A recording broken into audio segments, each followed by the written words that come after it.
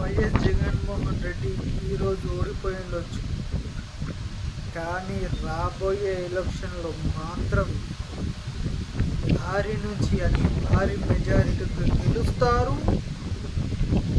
ప్రజల సంక్షేమాన్ని మరొకసారి తన పథకాలతో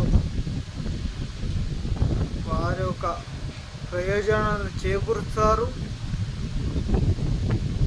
ఎంత చేసినా ఓడిపోవడం సహజం, గెలవడం సహజం.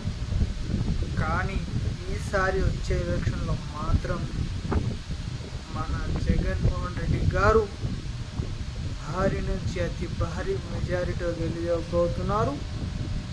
ఇది తథ్యం, రాసి పెట్టుకోండి ఏపీ ప్రజలారా. మీరే గెలిపించబోతున్నారు. మరి ఒకసారి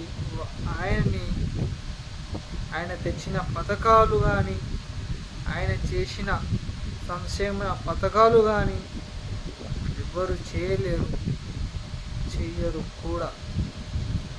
ఇది ఒక్కటి గుర్తుంచుకొని వచ్చే ఎలక్షన్లో మాత్రం వైఎస్ జగన్మోహన్ రెడ్డి గారిని భారీ నుంచి అతి భారీ మెజారిటీతో గెలిపిస్తారని నా యొక్క విన్నపం, నా యొక్క మనవి.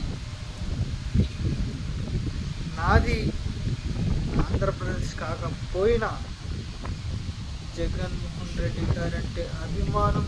ఆయన చేసిన సంక్షేమ పథకాలు, ఆయన చేసిన అభివృద్ధి పనులు ఆయన మళ్ళొకసారి సీఎం కుర్చీ మీద కూర్చున్న పెడతాయి. సత్యం, రాసి పెట్టుకోండి. కూటమి ప్రభుత్వం కాదు, సింగిల్గా వస్తాడు, సింగిల్గానే గెలుస్తాడు.